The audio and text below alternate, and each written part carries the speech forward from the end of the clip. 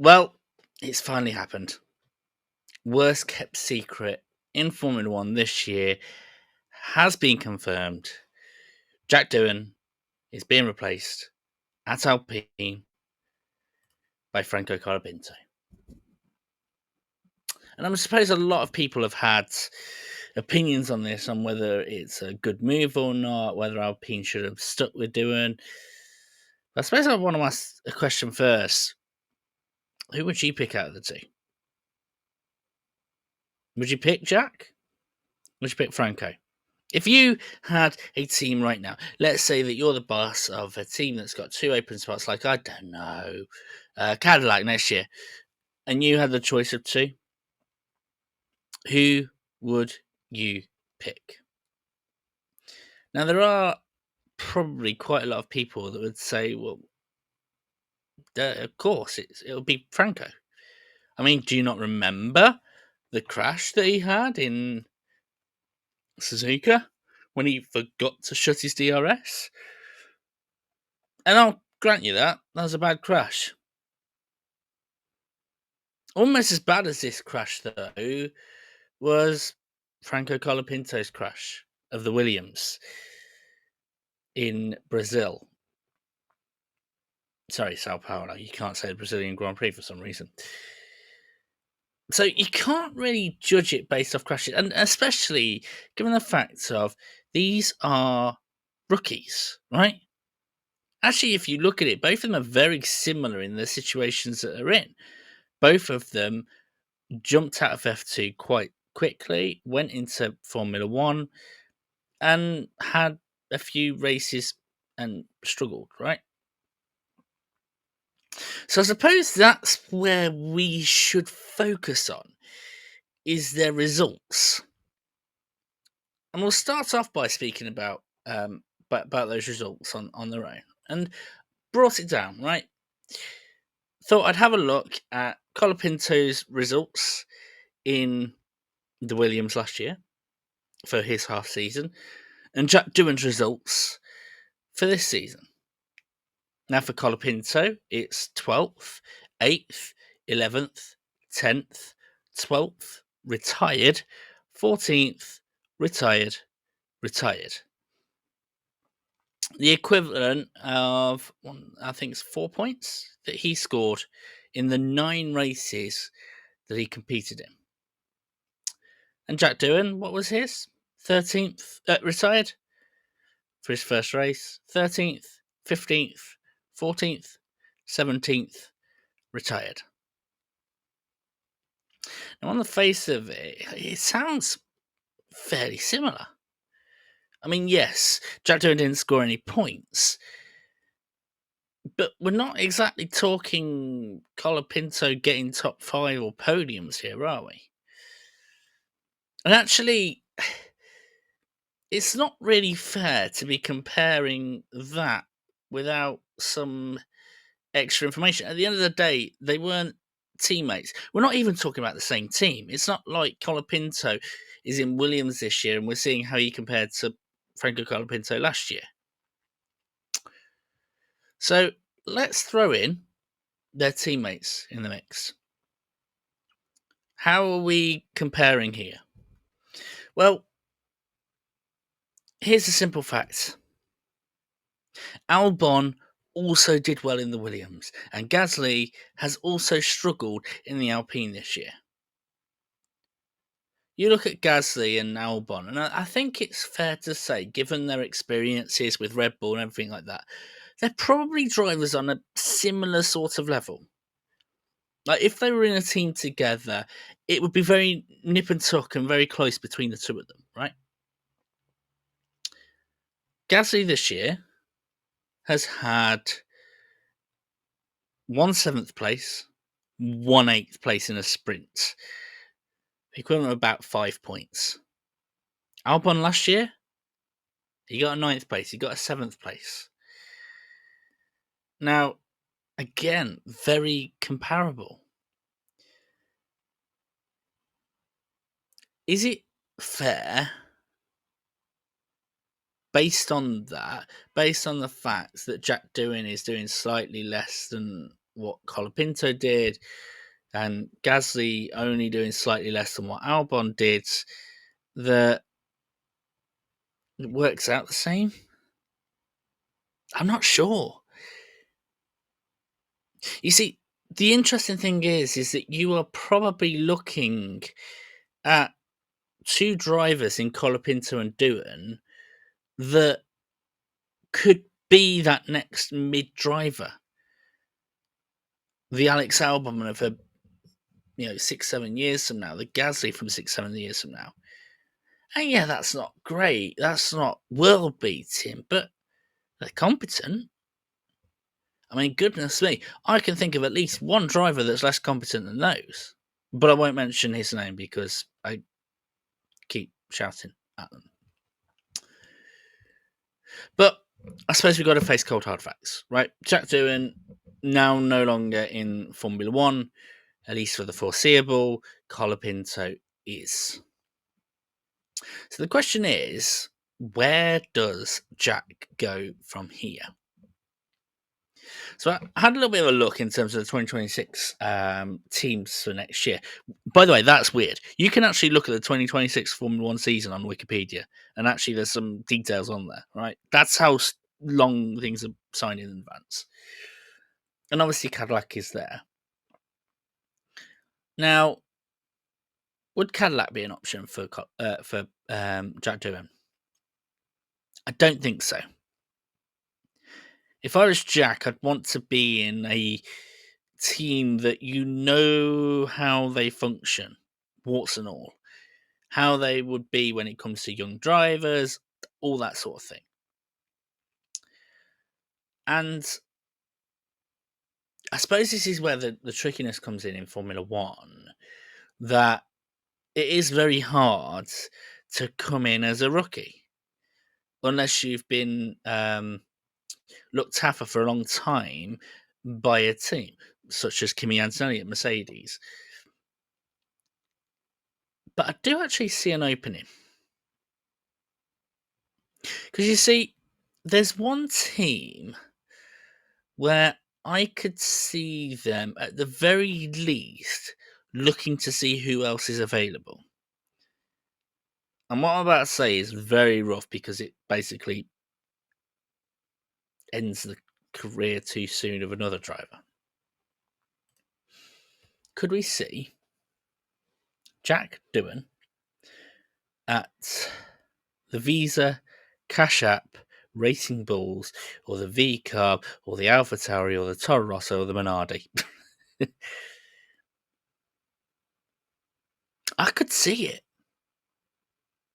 I don't know why. I just feel like Liam Lawson's career has taken an almighty hit.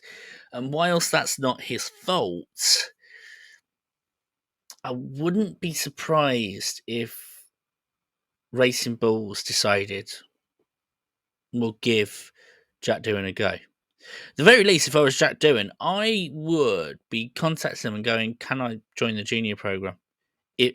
Unless he's obviously contracted with Alpine as a junior driver.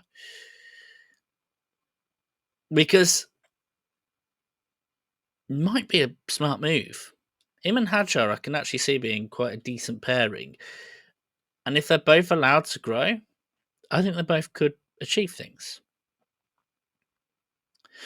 Are there any other options in Formula One? No, not really.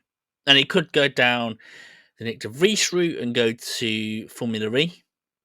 But I'm wondering whether he should go for family routes. Because you see, whilst it was a little bit idiotic to try the DRS in Suzuka, you've got to say it was daring. Give it a go. Push the limits. And it sort of feels like a family tradition, the Doohans. Maybe he could follow his dad, go into superbikes, have a career in that, go through superbikes around. We forget just how good and how storied and how what's the word? famous the Doohan name is. Probably a way to explain this is, could you imagine Mick Schumacher in Superbikes? Schumacher in Superbikes is similar to Jack Doohan in Formula One. That it's a famous name, just not in the area that it is. Maybe he could learn from that. Maybe he could go into the Superbikes like his dad and really make a name for himself. By all accounts, from the results that I've seen from Jack Doohan this year, look, it hasn't been great. I'm not celebrating him that he is the next Lewis Hamilton or the next Max Verstappen, but he's certainly a competent racing driver and deserves to be at the top level of an F1 of a motorsport series, whether that be in rallying, whether that be in endurance racing, Formula One, Formula E, motorbikes. He deserves to be at the top. Maybe that could be a shout. And so that's the case. Now, since we are speaking about biking, and whilst this isn't a biking channel, this is all focused on Formula One, I think it's only fair that we finish this off by paying respects to a couple of drivers that we lost in Owen Jenner and Shane Richardson, who lost their lives in a horrific superbikes crash in the UK. Shane Richardson from New Zealand, Owen Jenner from the UK. Very young guys. Very, very young guys. And it sounds weird for an F1 YouTuber to be talking about the deaths of motorbikers. Two completely different categories. But ultimately, whilst the way they do it is different, these are guys that are living for the speed, living for the thrill, living to win something special. Yes, maybe to make the name for themselves. But in terms of their passion, there's no difference between their passion or a Formula One driver, their passion or a rally driver or an endurance racer, their passion or someone in IndyCar or NASCAR. The passion is still there. And there is still a lot of respect within motorsport communities, no matter what they support. It's horrible to see life taken away. And to the families of Owen Jenner and Shane Richardson, if you're ever watching, I hope you find some sort of peace at some point in the future. It's going to be a horrible time, I'm sure. But I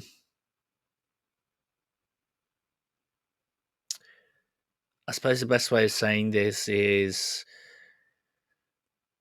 these were two guys that loved what they did. They lived. It was a passion for them. And we, at the very least, should show respect for the life that they gave, for the decisions that they made to provide us with entertainment. Because that's the thing that we forget, isn't it? If you're a motorsport fan, you are watching a race and being entertained by a race. And we forget very often that it is a dangerous pastime. They try and make it as safe as possible, but in a similar sort of way to somebody climbing a mountain or anything like that, the thrill of all that cannot be fully eclipsed by the danger that is provided. And so, to all the families that give their all for the sport and give their all for the passion, for the fun, for the thrill, just to entertain us on a boring Sunday or a boring Saturday, I just want to say thank you. And for those that have lost their lives along the way, we hugely appreciate the sacrifices that you've made before this situation, monetarily, all that sort of thing, just to provide us with a bit of fun. And as sad as it is that we have drivers that have lost their seats, we still have to remember that there are drivers that have lost way more than that. People like Greg Moore from the late 90s, like Gilles Villeneuve, like Jules Bianchi,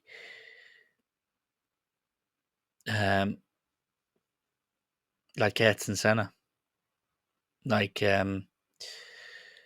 Ratzenberger. It's still a dangerous pastime. And we lose so much. But yeah, all for our entertainment, hey? And who knows, right? Just going back to the Doohan and Colapinto thing. These are young drivers. And we can only hope that they continue to be looked after. It's a brutal sport, both in commercially, politically, and physically. It's brutal, and these guys are giving their all for us to have a smile on our face. So I hope Jack Doohan finds something special for himself, because he deserves it for what he's put in. And yeah. But anyways, any comments on the Miami Grand Prix? Feel free to put them in the comments below. I mean, there was so much bizarreness that happened. I probably, if you let me know the ones that you want me to focus on, pop a comment in below. And until next time, which will be next week, take care of yourselves, and see you around.